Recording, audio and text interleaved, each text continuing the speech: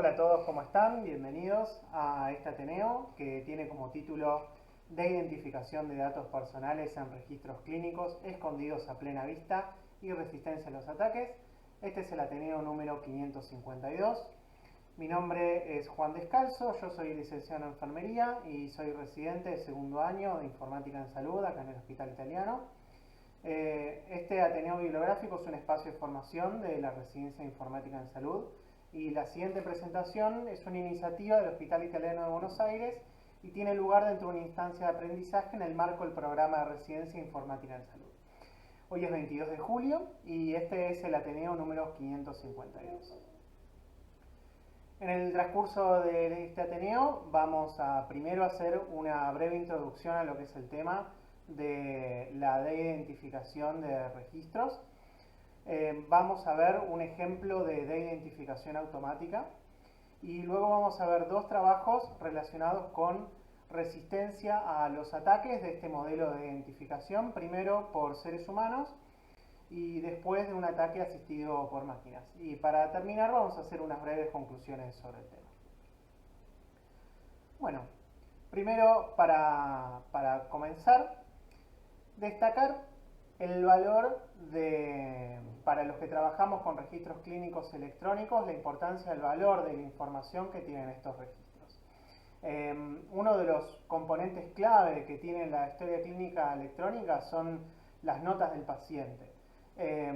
Y la información que contienen puede ser crítica como uso secundario de la información, por ejemplo, como para investigación médica. Mucha información está dentro de estos registros como texto libre, como texto narrativo. No toda la información se encuentra de manera estructurada y es mucha la información que se encuentra de esta manera y es muy rico poder explotarla.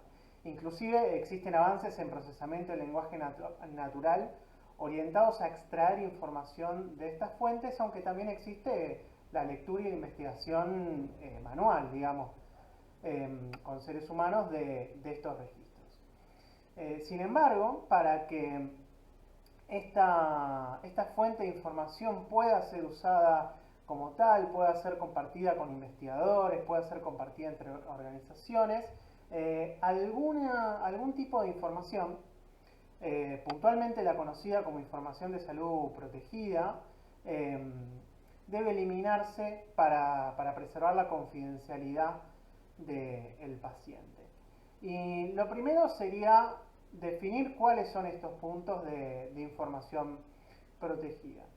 Primero, podemos tomar una base acá de estos 18 puntos de información de Protected Health Information, PHI por sus siglas en inglés, de IPA, que es esta ley norteamericana, que lo podemos tomar como base, pero es cierto que en distintos contextos nacionales va a haber estándares diferentes y que esto muchas veces es un set mínimo. Por ejemplo, existe también el Reglamento General de Protección de Datos de la Unión Europea, que es más amplio y que trabaja también sobre otros tipos de datos personales confidenciales que exceden a los que son estos datos de información salud protegida. Por ejemplo, para IPA, las edades mayores o iguales a 90 años son información protegida, pero para el reglamento europeo, todas las edades son consideradas información confidencial.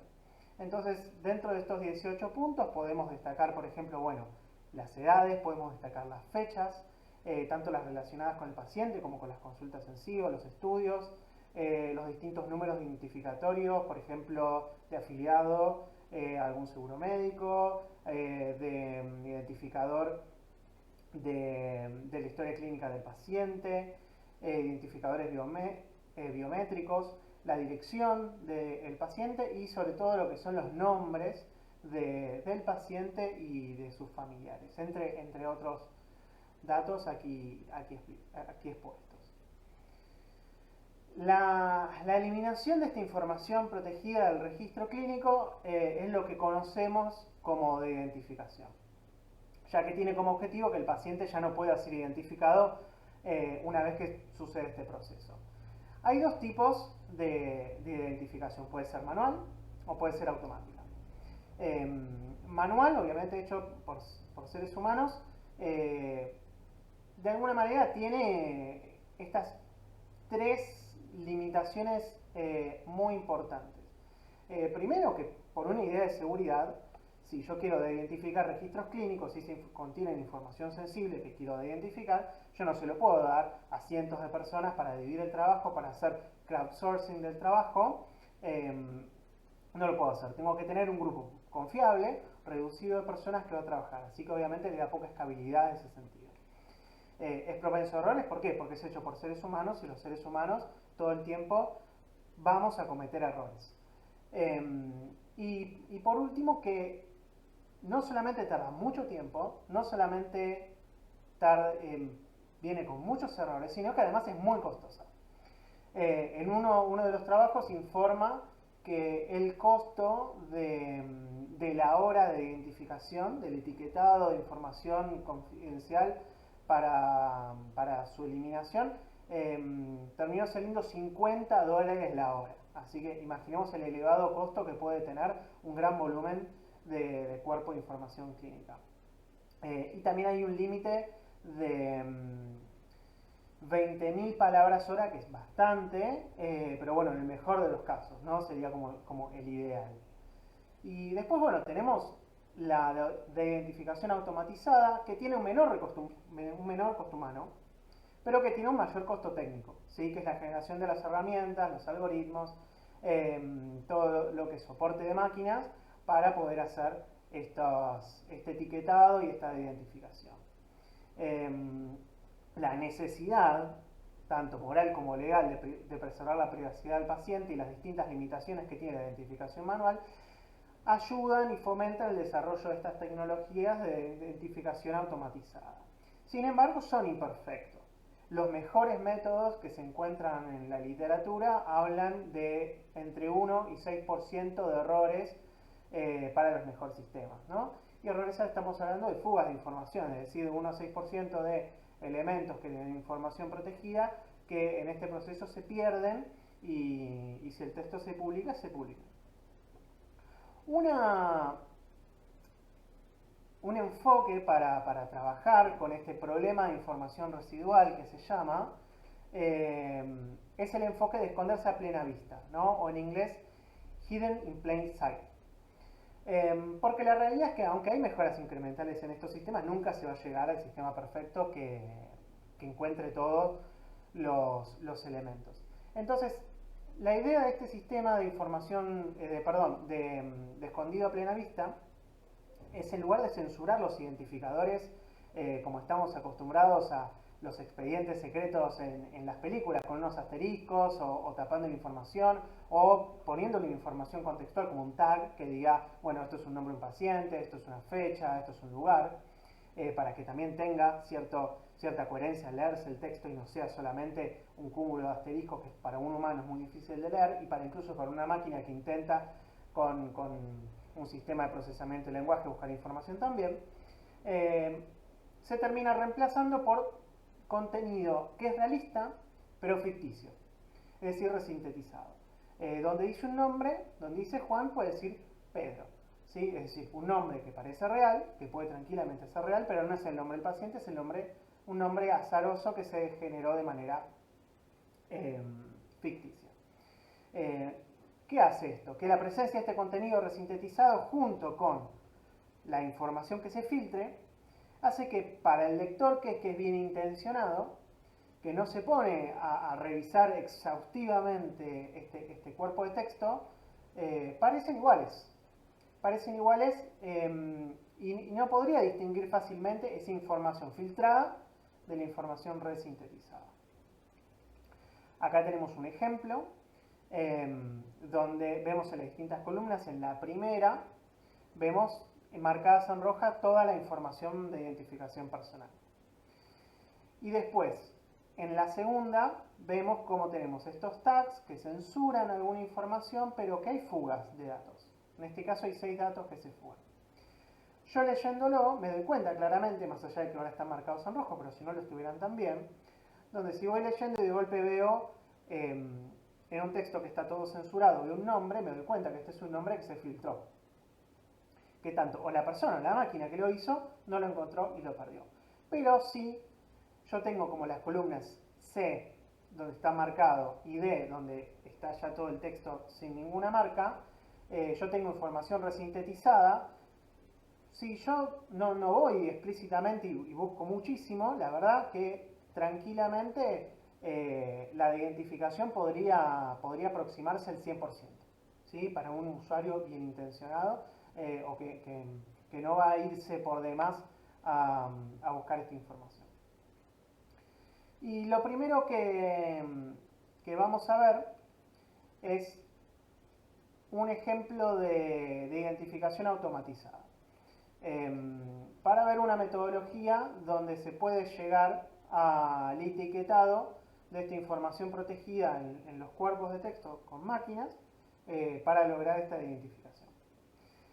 Para esto yo elegí este trabajo que es de identificación de notas del paciente con redes neuronales recurrentes.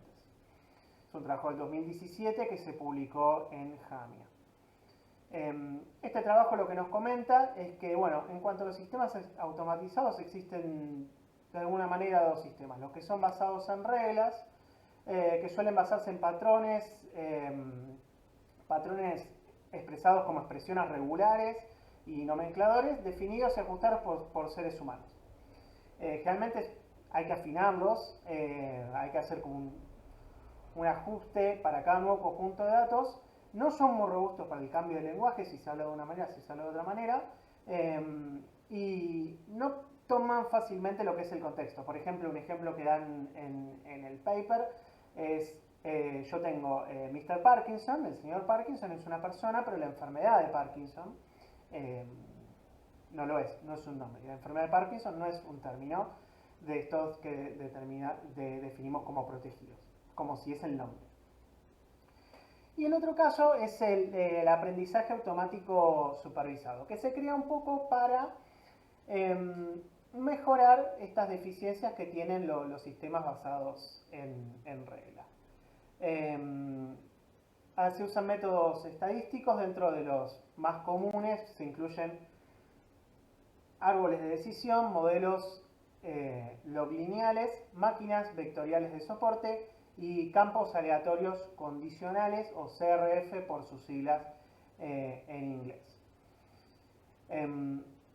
Estos algoritmos lo que se entrenan son para diferenciar cuando una palabra es una información protegida o cuando no lo es.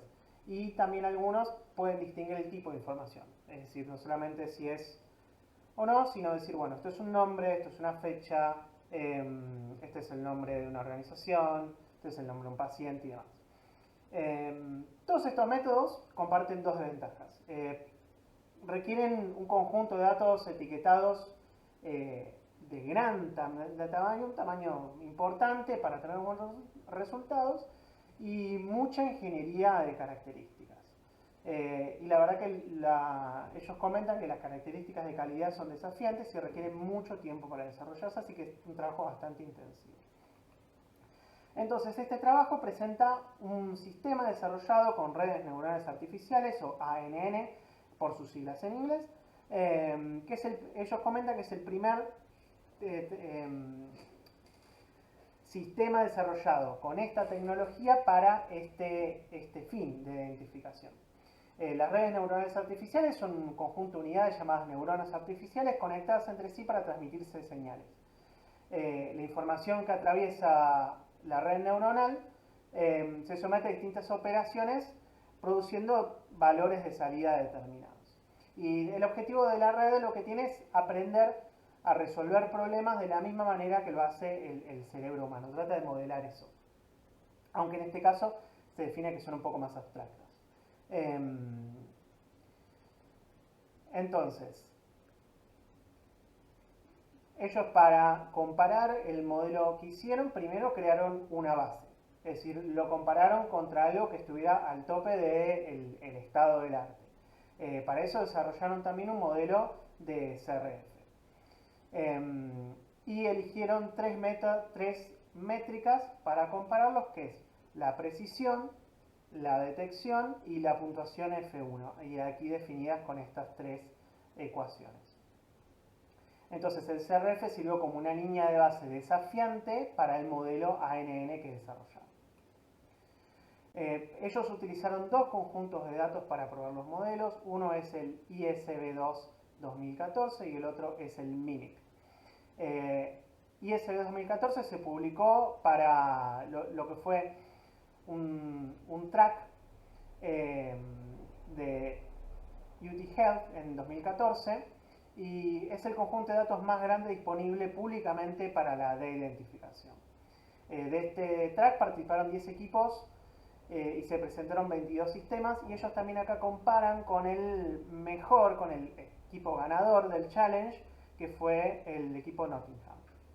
Y también comparan los resultados con MIST, que es un programa estándar disponible gratuitamente para este fin.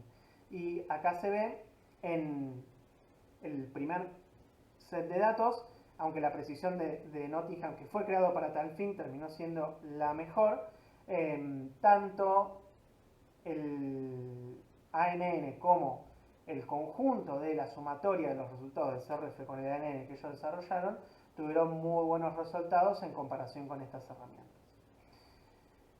Y viendo más precisamente por tipos de categoría de información protegida de los pacientes, ven que el modelo de la red neuronal superó al modelo CRF en todas las categorías para ambos conjuntos de datos, con la excepción de una sola excepción, que es las IDs, que en su mayoría contienen números de historia clínica, para el primer conjunto de datos, el de I2B2.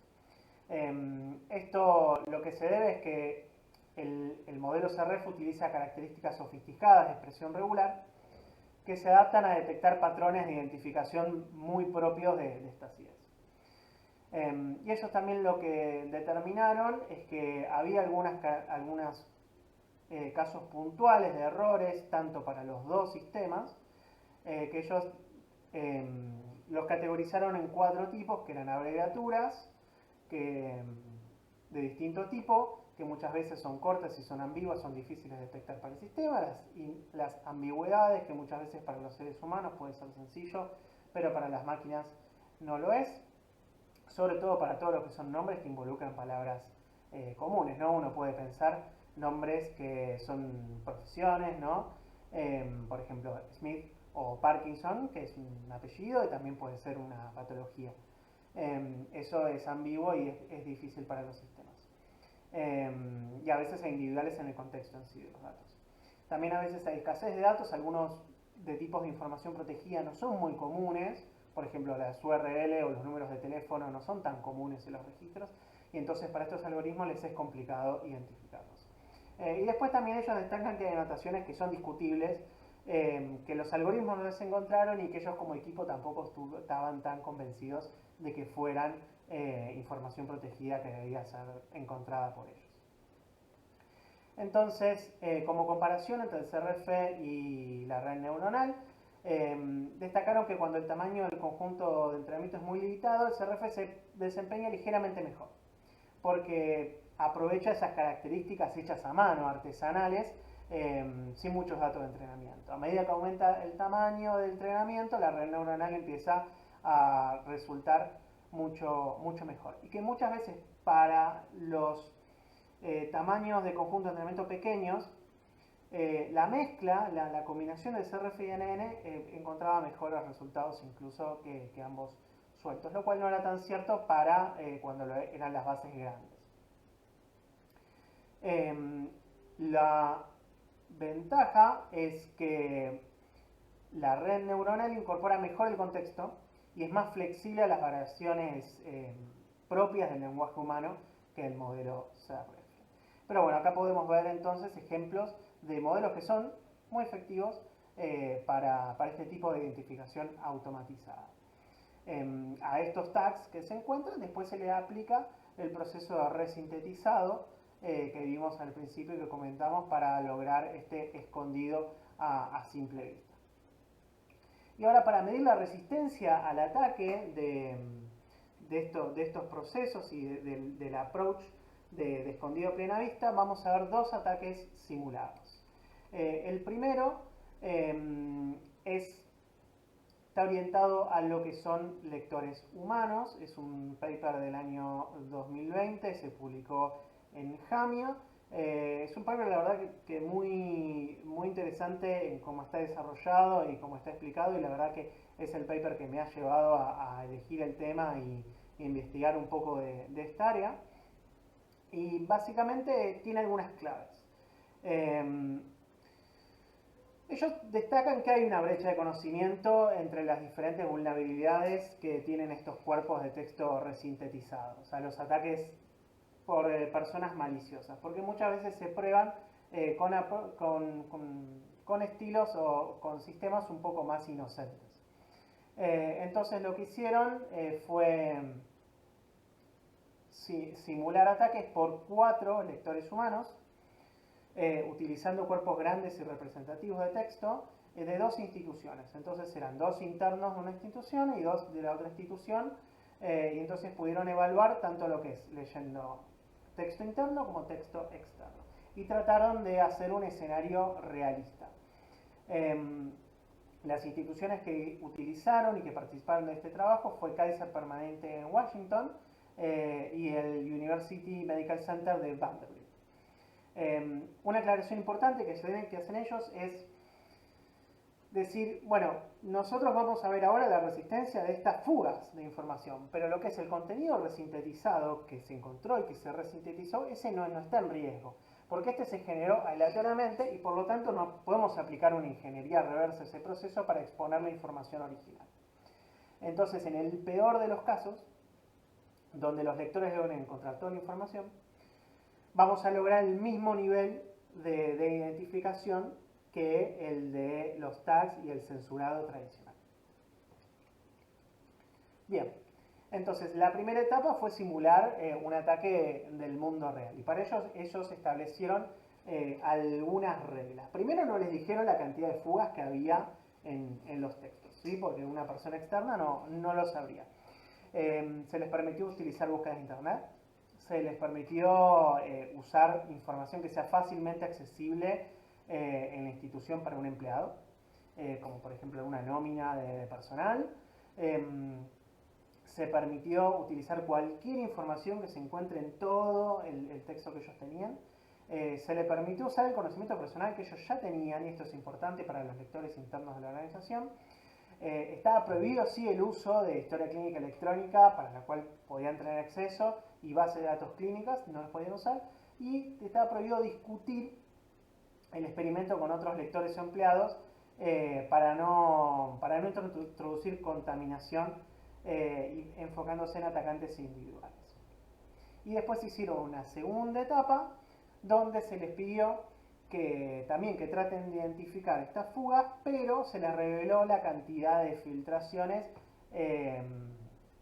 por tipo de información a los lectores, tratando de eliminar o reducir las diferencias específicas del lector en la propensión de juzgar el contenido que se filtró.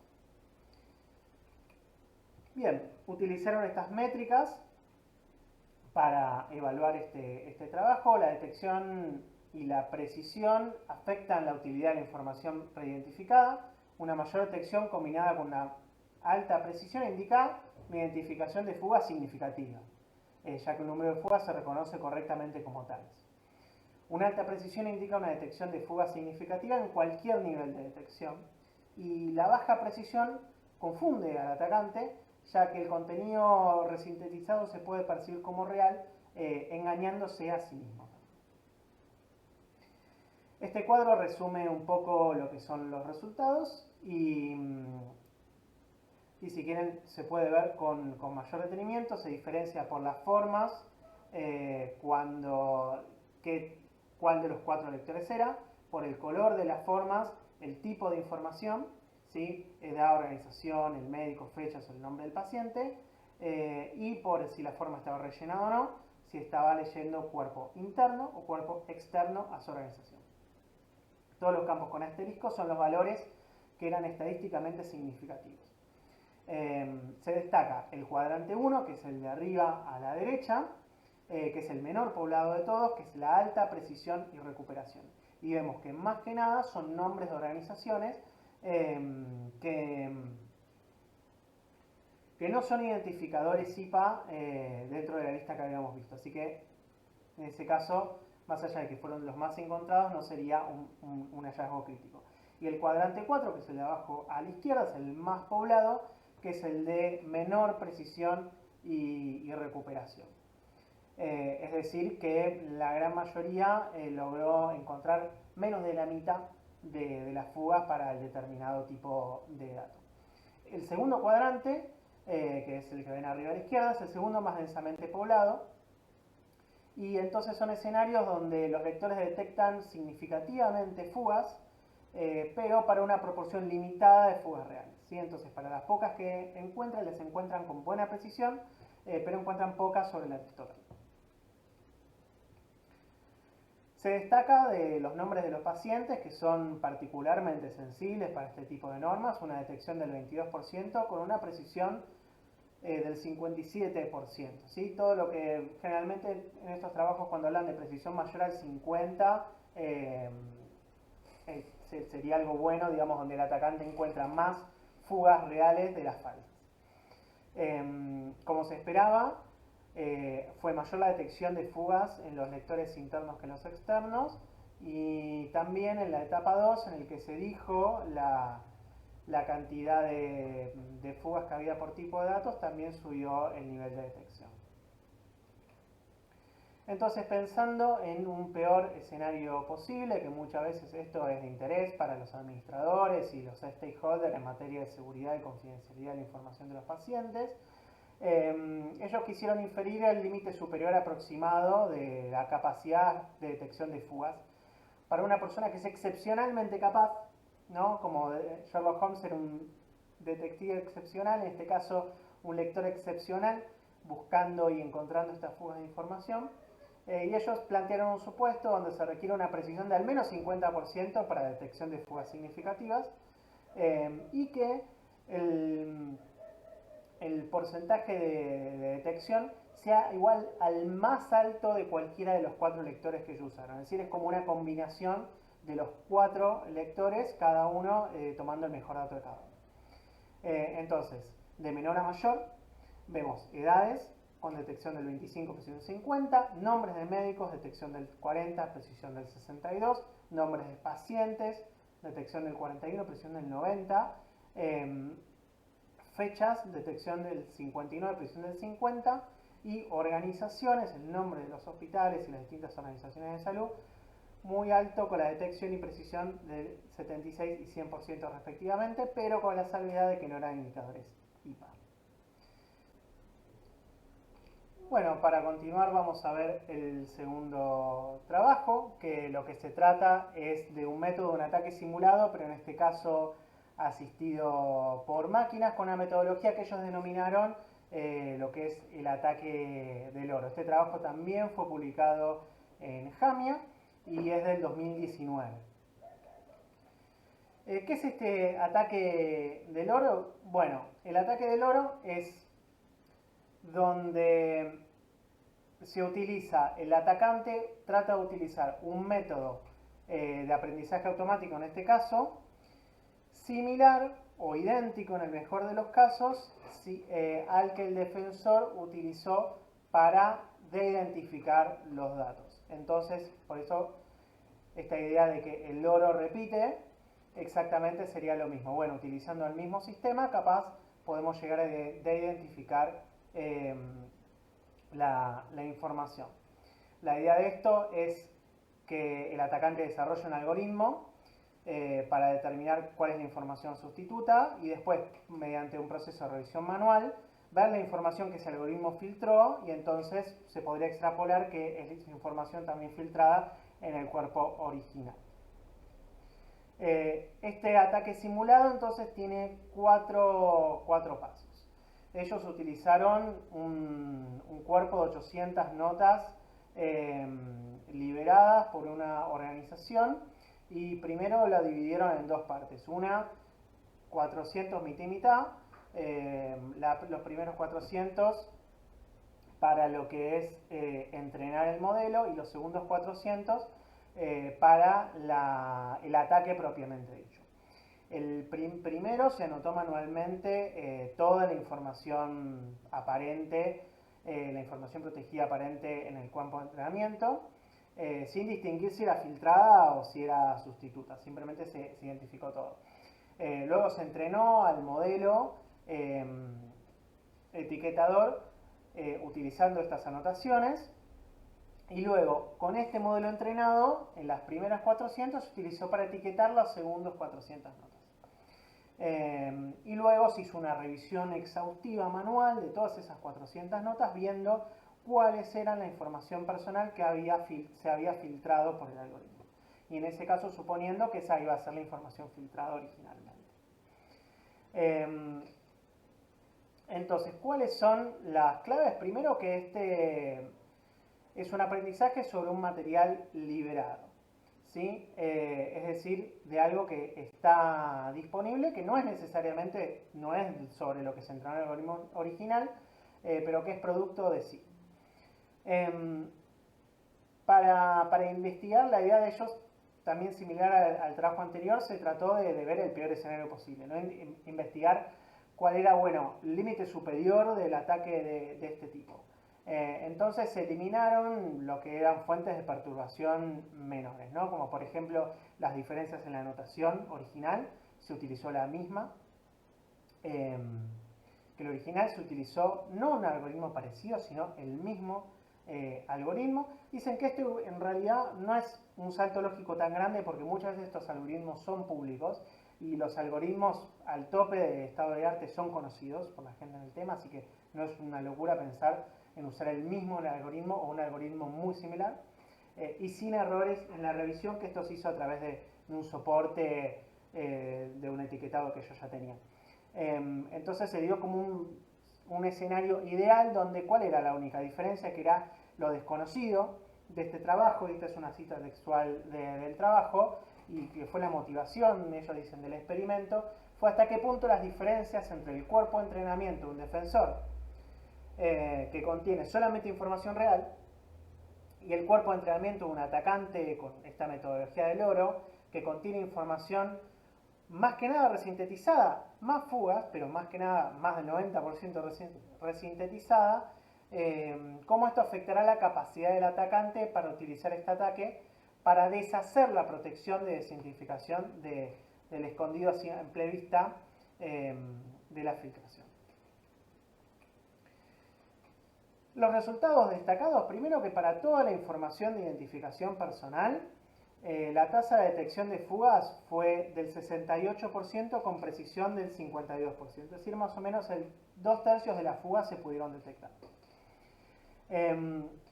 La detección, pensando que la relacionada con el azar hubiera sido el 8%, fue estadísticamente significativa con un p-valor, vemos, de 0.00001. Excluyendo los datos que son raros en los textos, que no ocurren tanto, como son los números de registro, los números de teléfono y las URL, los tipos de datos de mayor detección fueron los nombres de los pacientes, con 74% de detección y 73% de precisión, y los nombres de los médicos, con 64% de detección y 71% de precisión. Los tipos de datos de menor detección fueron las edades de los pacientes, las fechas y las iniciales de los médicos. Entonces, sobre estos resultados son buenos o no son buenos, ¿no? Y ellos hablan y me gustó cómo lo plantean, habla de, bueno, esto es un vaso medio lleno o un vaso medio vacío, depende de quién lo vea y cómo lo querramos ver, porque la verdad que el 2/3 de la información filtrada se puede detectar. Seguramente quienes trabajan son stakeholders de la ética, de la seguridad del paciente, y los administradores de las organizaciones quizá sean más proclives a ser pesimistas de esto. Bueno, la verdad que se filtraron 2/3 de la información filtrada, se pudo detectar. Pero otros, y ahí mete a los relacionados con la informática, seguramente seamos un poco más propensos a ver el vaso medio lleno. ¿Por qué? porque este trabajo requiere un esfuerzo, la verdad, muy importante para llevarse a cabo. ¿Okay? El informático va a saber apreciar el esfuerzo que implica todo este trabajo que hubo que hacer. Y que incluso, a pesar de que 2/3 se detectó, bueno, 1/3 permaneció sin detectar a pesar de este ataque tan exhaustivo. La verdad que hay una dramática atenuación en la protección de lo que es el escondido a simple vista para nombres. Y este, bueno, es uno de los identificadores IPA más sensibles, así que ese es uno de los datos más notables y quizás más pesimistas de estos resultados.